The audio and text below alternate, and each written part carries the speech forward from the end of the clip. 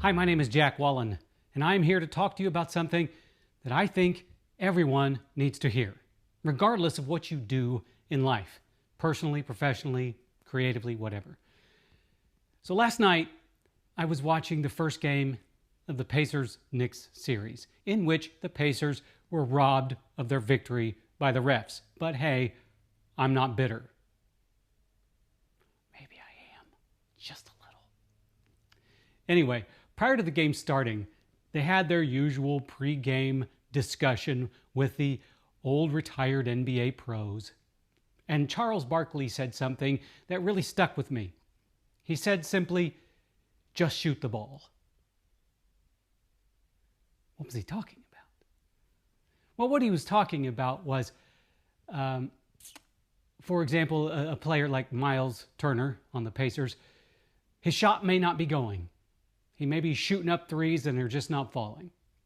But you never know when that shot is going to fall. So you've just got to take it, because it could be the shot that wins the game. You never know. And that reminded me of something. And this is kind of the important thing that I think everybody needs to understand. And it's relatable because it was something that happened to me, that I experienced.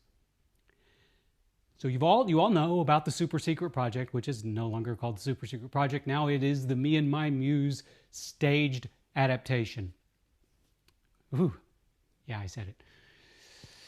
So recently, my cat is down there on the floor. Not recently, right now. Recently, I started going through a little bit of imposter syndrome. Yeah. It came back again to haunt me. Tapped me on the shoulder and said, "Remember me? Hello, I'm right here. Let me remind you of how much doubt you have in your mind." Well, this all came about because of the nature of this project, which is going to be a hybrid of staged and film scenes. I knew that there was some more equipment that I had to buy, because I have a vision for this thing, and I want this vision to happen in the way I see it in my head.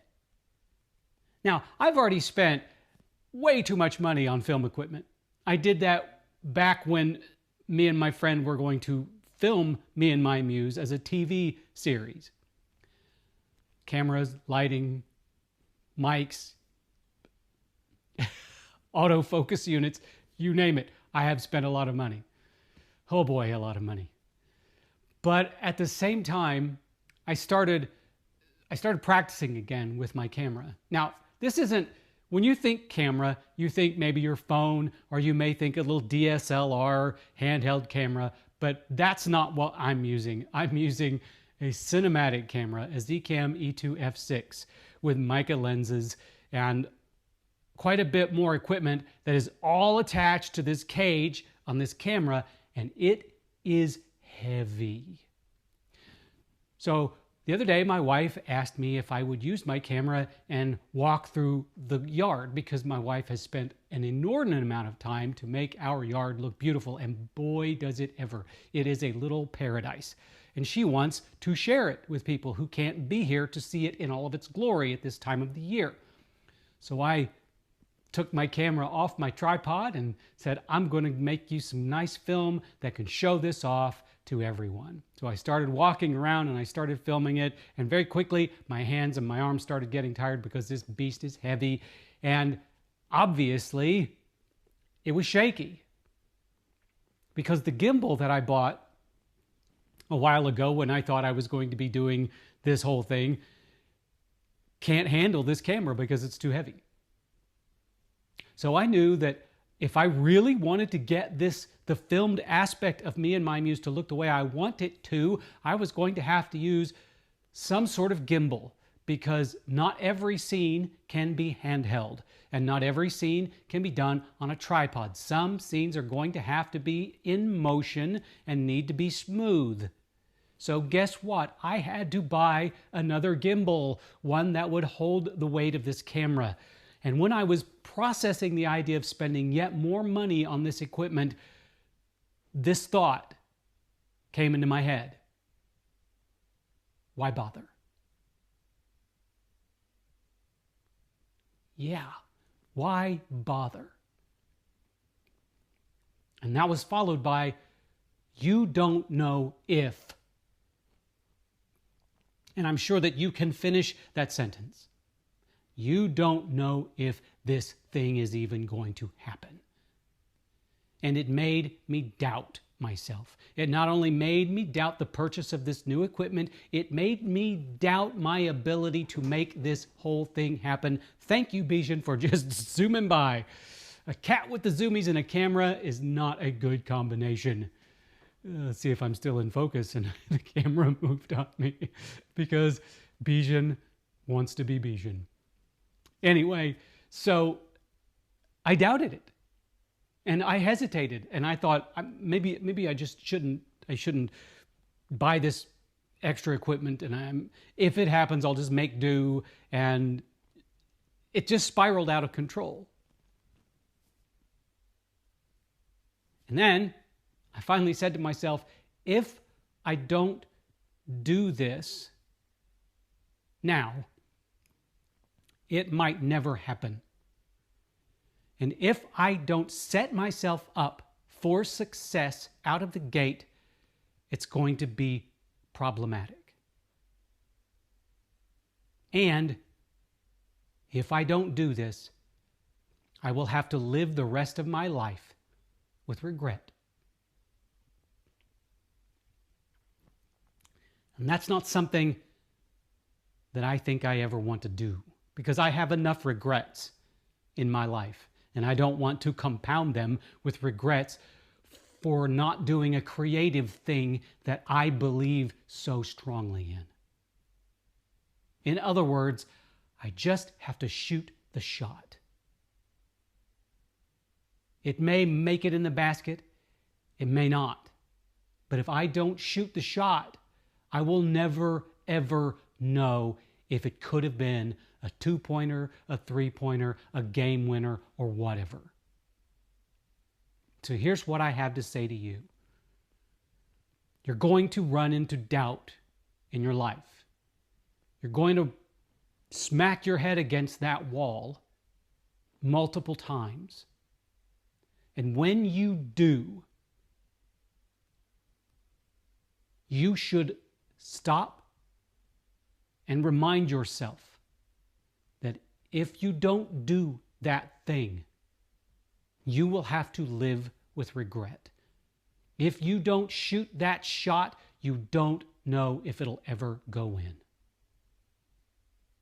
And sometimes that's easy. Sometimes that's hard. Like the hard part being, I have to spend this extra money that could go to other things, not knowing whether it's going to come to fruition. But if I don't do it, I'll never know. And I seriously believe in this project with all of my heart. I firmly believe that everything that I have ever done in my life has led me to this project. And I am going to shoot the shot. And I'm going to do everything in my power to make sure that shot makes it. And yes, that means I had to spend some more money to buy the equipment that I need. A gimbal that will carry 10 pounds smoothly. And a memory card that costs nearly $400. This is expensive. Film is expensive. And then I also eventually I started thinking along these lines, that let's just say that I do this project and it's not a success, or something happens to derail it. And I still have all of this equipment that I've spent a lot of money on. That doesn't mean that that equipment has to sit in a corner and collect dust. It could mean that I might use that equipment for something else. I could do a film. I could write and produce, direct a film. Because I have gathered enough knowledge now that I can do that. And I might very well do that anyway. Because I have a lot of ideas in my head. But the thing is, with a project like this, with a project like doing a film, it's scary. It's scary because it's hard. And I look at the prospect of doing these things knowing that they are hard and that they are going to take time and effort and energy. And then I have to remind myself, you love a good challenge. And if I'm faced with a challenge, I will do anything I can to succeed at that challenge. And I'm not going to back down from something simply because it's hard. And you shouldn't either. If you are thinking about writing your first book and you're hesitating because you know or have been told how hard it is, stop thinking that way. Remember this. Just remember this. Edward Lee, who is probably one of the most well-known and popular splatterpunk authors in the world. His writing is, some of his books I absolutely love, and some of them are just a little too much for me. But he told me one day, or way long ago when I kind of was really first digging in to being an author, he said, if you write 1 page a day for 1 year, at the end of that year, you have a book. So you just take it step by step by step. It's like running a marathon. When I ran my first marathon, I told myself, it's not 26 miles, 26.2 miles. It is a sequence of 5-mile runs. And when I thought about it that way, I thought, well, that's really easy. I can do that. 5-mile runs are simple. You know, the first 5-mile run is really easy. The next 5-mile run is not so bad. The next 5-mile run gets a little harder, and they just keep getting harder and harder as you go. But when you think of it in little chunks, it makes it easy. So if you want to write that book, stop hesitating, stop thinking that it's going to be hard, and just shoot the shot. You might have to shoot the shot a number of times and miss a few times before you hit it. But if you don't shoot it, you'll never know if you could do it. So stop being afraid of the things that you want to do, be they creative or not. And if they seem a bit overwhelming at first, break them down in their constituent parts and do one part at a time. I have written the first 2 episodes of Me and My Muse. That's one part. And then once I have a venue, which is taking far more time than I would like to, please, ATL, I know you want this. Take it. Do it. Embrace it. But once I have a venue, then I can set a schedule. Then I can film the bits for the first episode. Then we can rehearse the first episode. Then we could do the tech parts of the episode. And then we could dress rehearse the episode. And then we can open the episode. And then we can start thinking about the second episode. And on and on and on until we have a full season. Yeah. See what I mean? Stop being afraid. You have it in you to do these things. To borrow a phrase that I hesitate to even speak, but just do it. Just shoot the shot. Thank you so much for being here with me for this little discussion that popped into my head a little while ago. I hope that you've enjoyed it. I hope that it inspires you to stop being afraid of doing the things that you want to do. And if This doesn't necessarily apply to you. I'm sure that it might apply to someone that you know or love. So share it with them so that they too can get over their fear of doing the things that they want or love. And if you did like it and you're not subscribed to this channel, subscribe to it, because I've got a whole lot more to say. And you can be sure that every week there's going to be something new here.